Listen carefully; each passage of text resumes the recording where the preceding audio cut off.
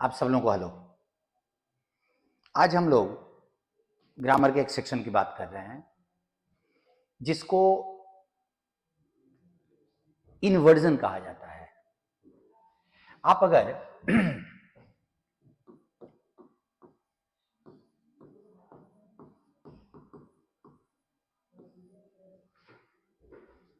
समझना इसको, अगर मैं सेंटेंस लिखूं only through a persistent effort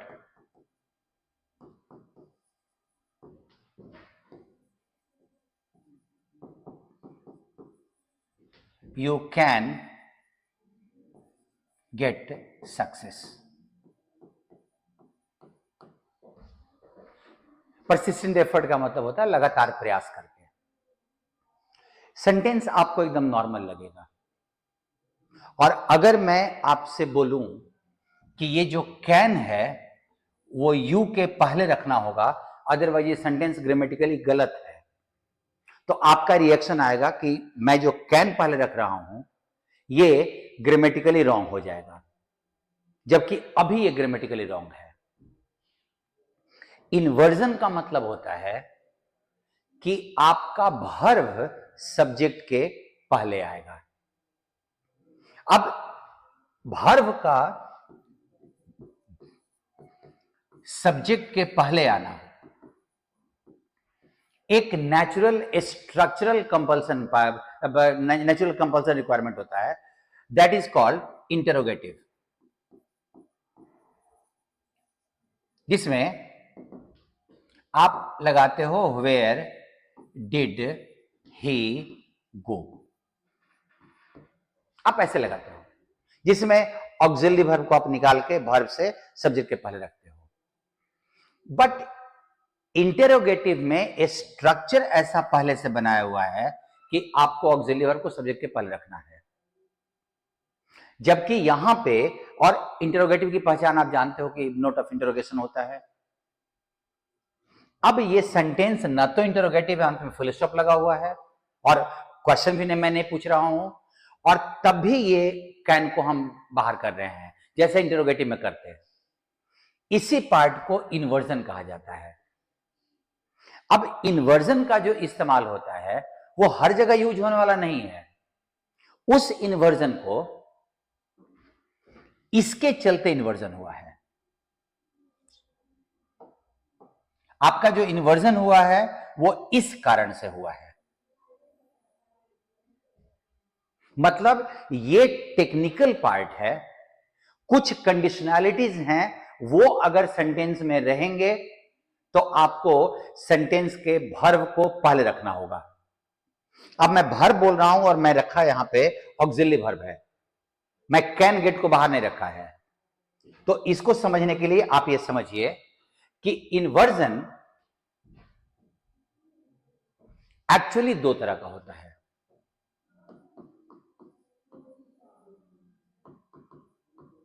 एक पार्शियल इन्वर्जन और एक कंप्लीट इन्वर्जन।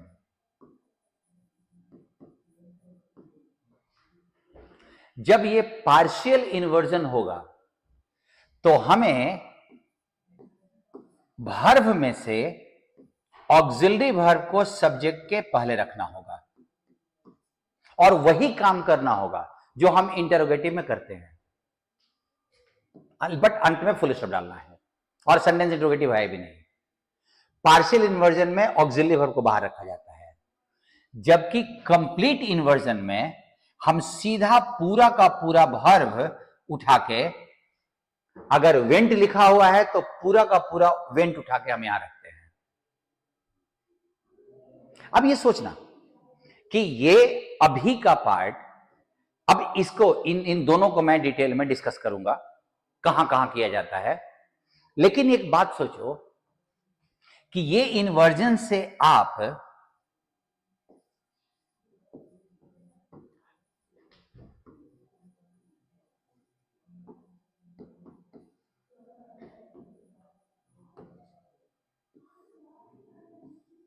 ना वाकिफ तो नहीं हो, आप आपको परिचय तो है, आपको परिचय है।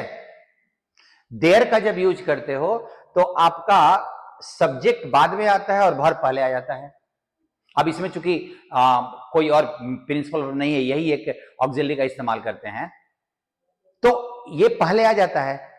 अब हमारे दिमाग में बात ये आती है कि ये देयर का यूज है। गलत है, ये देयर का यूज नहीं है। देयर इन्वर्जन में इस्तेमाल किया जाता है। अगर देयर का इस्तेमाल होता है तो वो इन्वर्जन में इस्तेमाल होता है। अब ध्यान दीजिए, और सिर्फ देयर नहीं, हियर भी। इन्वर्जन का एक रूल और है कि ये कुछ शब्द या फ्रेज या एक्सप्रेशन से गाइड होने वाला स्ट्रक्चर है।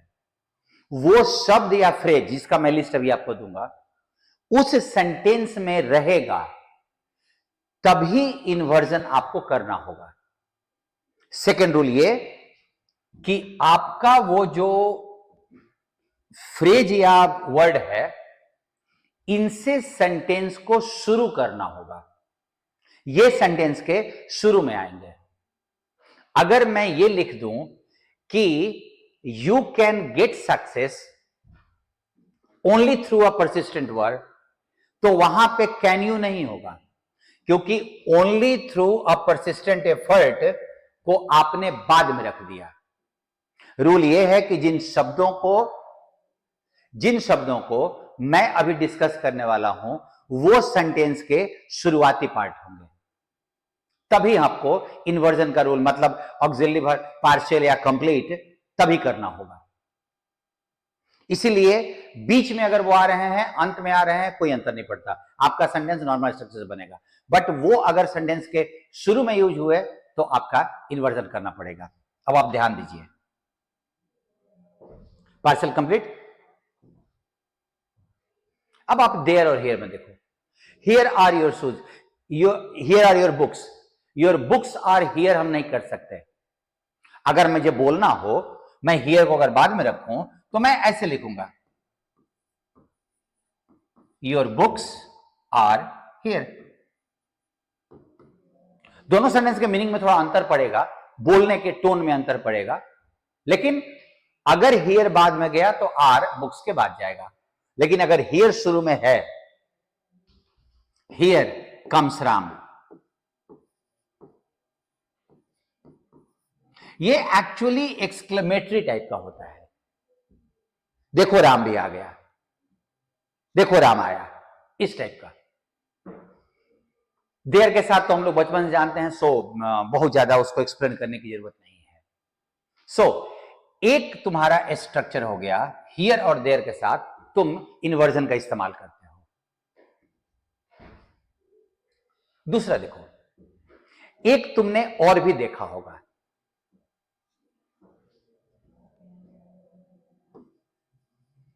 Where I the PM, prime minister, I would help the poor.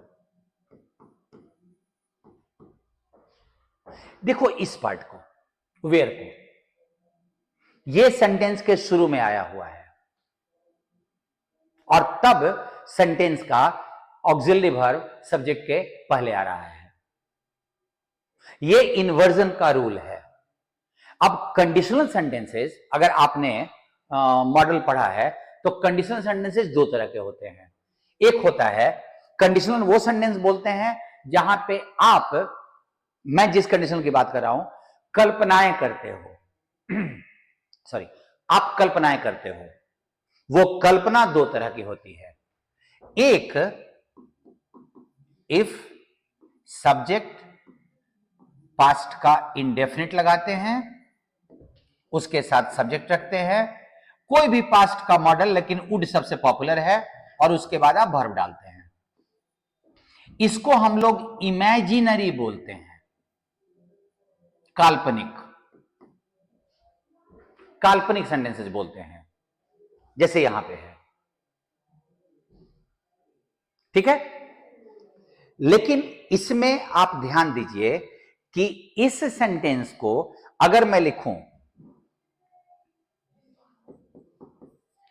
If I went there I would scold him, अगर मैं ऐसा लिखूं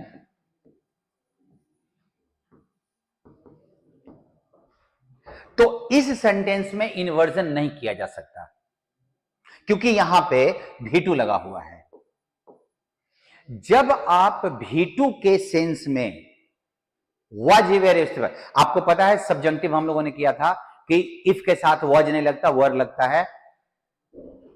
तो फिर अगर आपका सेंटेंस में वर लगा हुआ है, जैसे if I were there I would scold him, अगर ये लगा हुआ है, वर लगा हुआ है, तो अगर V2 लगा हुआ है आपको कुछ नहीं करना है, आप यहां इन्वर्जन नहीं कर सकते, इसमें से डिड निकाल के बाहर रख सकते हैं। इमेजिनरी कंडीशनल में वेयर को ही निकाल के बाहर किया जा सकता है और तब सेंटेंस में नेचुरली वेयर का इस्तेमाल होना चाहिए। सो अगर ये सेंटेंस में बोलें तो यहां पे हम इफ को हटा के इन्वर्जन कर सकते हैं। वेयर आई देयर हम ऐसे लिख सकते हैं, कोई प्रॉब्लम नहीं है। वेयर लगेगा सेंटेंस में इफ के साथ, तभी आप इन्वर्जन कर सकते हैं। सेकेंड कंडीशनल होता है जब आप इफ के साथ, सेकेंड स्ट्रक्चर, ये तुम्हारा पहला स्ट्रक्चर था, जब तुम इफ के साथ अगर बोल के पास्ट में किसी घटी हुई घटना के बारे में इमेजिनेशन कर रहे हो, अगर मैं भी वहां पहुंच जाता तो बहुत अच्छा होता। आप सोच रहे हो पास्ट के बारे में, तुम पहुंचे नहीं, वो घटना घटी, तुम देर कर दिए या तुम नहीं गए और तुमको लगता है कि अभी होना चाहिए। तो पास्ट में अगर कोई घटना घटी और उसके बारे में अभी आप इमेजिनेशन कर रहे हो तो उसका स्ट्रक्चर बनता है इफ के साथ सब्जेक्ट रख के हैड V3 और यहां पे सब्जेक्ट के साथ वुड लगाओ, शुड लगाओ, कुड लगाओ अकॉर्डिंग टू मीनिंग, ऐसे। और ये if I had been present there, अगर मैं भी वहां होता, it would have been nice, तो बड़ा अच्छा होता। इसको हम लोग पास्ट इमेजिनेशन बोलते हैं।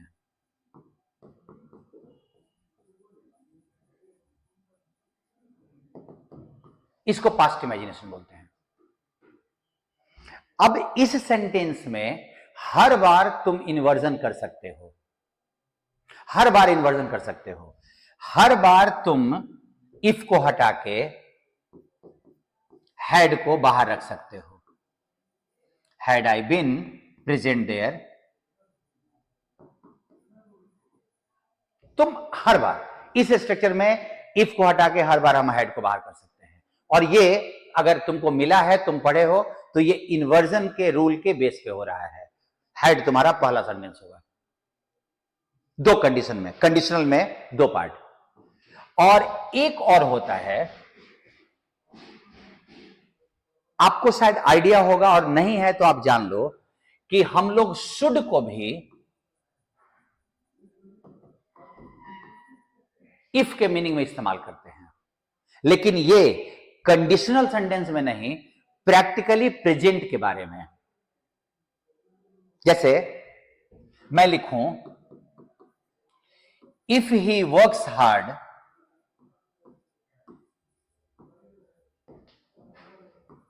ही विल पास, अगर वो मेहनत करेगा तो सफल हो जाएगा। मैं इस इफ को, ये कंडीशन के साथ ये है कि आपके सब्जेक्ट के बाद यहां का वर्ब प्रेजेंट में होना चाहिए, प्रेजेंट के इंडेफिनिट में, प्रेजेंट के इंडेफिनिट में, तब आप इस रूल को अप्लाई कर सकते हो। और उस कंडीशन में आपको करना क्या होगा कि इफ को हटा के शुड के मीनिंग में शुड लिखो, यहां पे ही लिखो, बट चूंकि ये है आफ्टर ऑल तो मॉडल ही ना, तो वर्ब को तुम्हें V1 करना पड़ेगा। Should he work hard. याद रखिए कि अगर इफ के साथ सब्जेक्ट प्लस प्रेजेंट इंडेफिनिट लिखा हुआ है तो आप इफ को हटा के शुड यूज कर लो, और सब्जेक्ट के बाद अगर V5 है तो उसको V1 में चेंज कर देना। 3 पार्ट हो गए तुम्हारे कंडीशनल के। नेक्स्ट ग्रुप, जब आप इन शब्दों का इस्तेमाल करते हो, अगेन मैं आपको रिमाइंड करूं, यह थोड़ा सा नया लगेगा कि इनके साथ भी वही कंडीशन है कि ये सारे एक्सप्रेशंस शुरू में आने चाहिए। मैं उनको सबको समझा रहा हूं, सेंटेंस से शुरू होना चाहिए। इन्वर्जन का रूल ही यही होता है कि सेंटेंस उससे स्टार्ट हो। अब जरा ध्यान दीजिए, ही इज, मैं पहले इसको ले रहा हूं, he is walking so slowly that he will not reach on time। ये एक नॉर्मल स्ट्रक्चर में लिखा, he is walking so slowly that he will not reach on time। अब मैं इस पार्ट को से सेंटेंस शुरू करता हूं। so slowly मैंने यहां रखा, so के साथ एडजेक्टिव एडवर्ब, यहां पे एडवर्ब आया हुआ है, कोई प्रॉब्लम नहीं है। He is so intelligent that, वो भी कर सकते हैं, मैं लिख रहा हूं सो स्लोली, तब आपको इन्वर्जन करना पड़ेगा। Is he walking that he will, ऐसे ये आपको करना पड़ेगा। अगर आपने ही इज रखा तो अब मिस्टेक हो जाएगा। So intelligent is he that he will pass.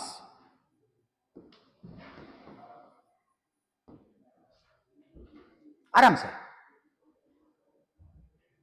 आप इसको ऐसे लिख सकते हो, ठीक है। सो इसके साथ अब ये नॉर्मल सेंटेंस का क्या था, he is so intelligent that he will pass, लेकिन सो इंटेलिजेंट अगर शुरू में आ गया तो आपका इज ही हो जाएगा, ही इज ग्रामेटिकली रॉन्ग हो जाएगा। इसके क्वेश्चंस एग्जामिनेशन में बहुत सारे आते हैं। सच का यूज देखो, सच का कभी कभार स्ट्रक्चर में क्या जरूरत पड़ता है, जैसे आप सब्जेक्ट रखो, वर्ब रखो, और वर्ब के जगह पे टू बी लगता है। टू बी का मतलब इज वाज, और उसके बाद आप सच लगाते हो, उसके बाद अकॉर्डिंग टू रूल स्ट्रक्चर आप एसवीओ लिखते हो।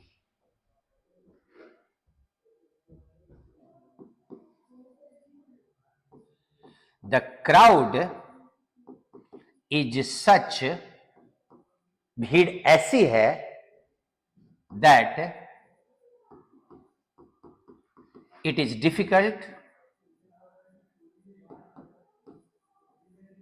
टू कंट्रोल, कि इसको कंट्रोल करना मुश्किल है। हम इस पार्ट को ध्यान रखिएगा, ये तभी यूज होगा जब आपके सेंटेंस में ऐसे लिखा हुआ हो। हम ऐसे लिख सकते हैं, सच इज द क्राउड, और आगे का सेंटेंस एज इट इज। सच को मैं शुरू में रखूं, ऑक्सिलरी वर्ब को मैं पहले रखूं, और उसके बाद में सेंटेंस का स्ट्रक्चर बनाऊं, तो तुम्हारा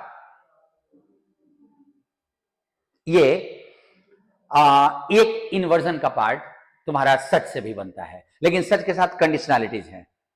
सो के साथ तो ऑलमोस्ट हर बार यूज होता है। अब तुम देन और एज को देखो। आप जरा जानते हो कि ये देन और एज वही हैं जिनसे हम कंपैरेटिव डिग्री और पॉजिटिव डिग्री बनाते हैं। अब शायद आप में से बहुत सारे लोगों को ये आइडिया नहीं होगा कि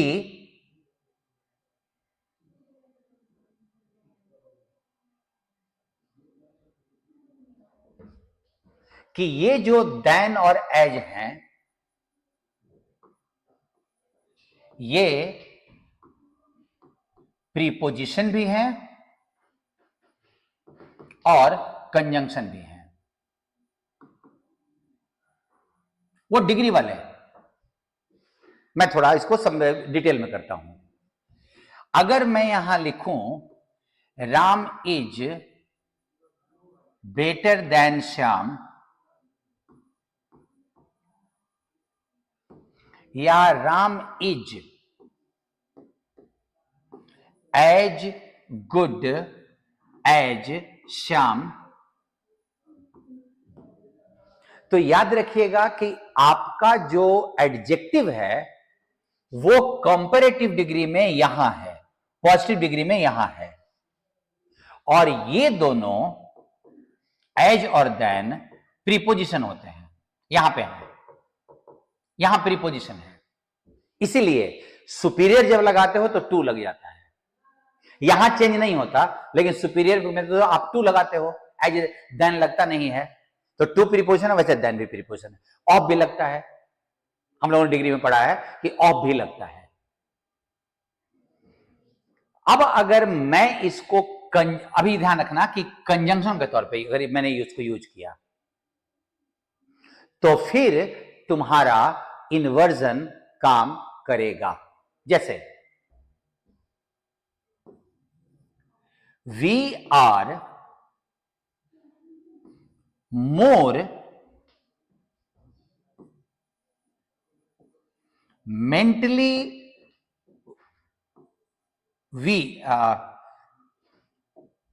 मोर हटा देता हूं, we are mentally weaker than where our ancestors. देखो यहां पे देन प्रीपोजिशन नहीं है, कंजंक्शन है। तो जब देन के बाद तुमको कुछ शब्द नहीं रख के पूरा सेंटेंस डालना हो तो उसके ऑक्सिलरी वर्ब को सब्जेक्ट के पहले डालना पड़ेगा। ठीक है, आप इसको ध्यान दीजिए। दूसरा,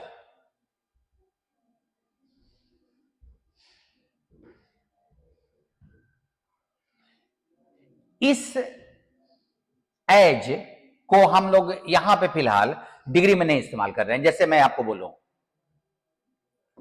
ही नेग्लेक्ट्स, और यहां पे वेयर जो है एंसेस्टर का सब्जेक्ट वर्ब है, his studies as his friends do, क्योंकि एज तो तुम्हारा कंजंक्शन भी है।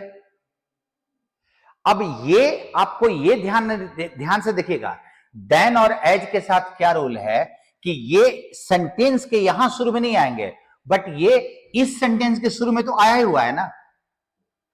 अगर मैं दो सेंटेंस लिखूं और इस सेंटेंस के शुरू में कोई ऐसा वर्ड आया है जिसके साथ इन्वर्जन का कंपल्सन है, तो आपको उस सेंटेंस में इन्वर्जन करना पड़ेगा। और एज को भी अगर हमने कंजंक्शन के तौर पे लिया तो हमको डू यहां रखना पड़ेगा, यहां से हटा के, as do most of his friends. Done. एक और सो का यूज। सो के बहुत सारे यूज होते हैं, लेकिन इसका एक यूज ऑल्सो के मीनिंग में होता है, ऑल्सो के मीनिंग में होता है। और ऑल्सो के मीनिंग में जब सो का यूज होता है तो उसका रूल क्या होता है कि आप पहले एक अफर्मेटिव सेंटेंस रखते हो,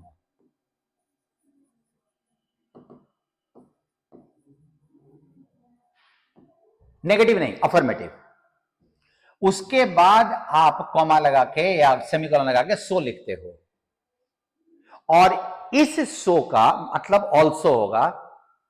ऑल्सो के साथ ये रूल नहीं काम करता है, सो के साथ काम, और तब सेंटेंस का ऑक्सिलरी वर्ब सब्जेक्ट के पहले आएगा, यहां पे इन्वर्जन होगा। He missed the class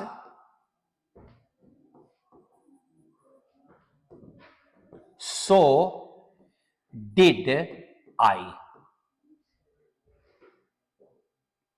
ये डिड कहां से निकला? इस वाले वर्ब के अनुसार, चूंकि सेंटेंस का वर्ब पास्ट टेंस में था इसीलिए हमें वहां पे डिड लगाना पड़ा। सो आई डिड नहीं होगा, ग्रामेटिकली वो रॉन्ग हो जाएगा, सो डिड आई होगा। ठीक है? सो आपके पास, और ये ऑल्सो के मीनिंग में जा रहा है, उसका क्लास मिस हो गया और मेरा भी मिस हुआ, तो उस भी के लिए आप अगर सो रखते हो सेंटेंस के शुरू में तो ऑक्सिलरी वर्ब को सब्जेक्ट के पहले रखना पड़ेगा। डन? अब अगर आप ध्यान दो तो आपका यहां का पूरा एज, देन, सो और सच के बाद कैसे इन्वर्जन होता है, और आप अभी ध्यान से रखिएगा कि आपका हर में वो चाहे पहले सेंटेंस के शुरू में या दूसरे सेंटेंस के शुरू में आ रहा है। इनमें ये वाले को दूसरे सेंटेंस के शुरू में सच को, और देन और एज को, पर्टिकुलरली देन और एज को एंड सो को, इन दोनों को हम लोग शुरुआत में नहीं देखेंगे, हम लोग पहले सेंटेंस के खत्म होने के बाद दूसरे सेंटेंस के शुरू में दिखता है ये। अब एक इन्वर्जन का सबसे पॉपुलर आपके एग्जामिनेशन में भरा रहता है इनका क्वेश्चन, ये सारे जो वर्ड्स हैं ये नेगेटिव वर्ड, ये इनको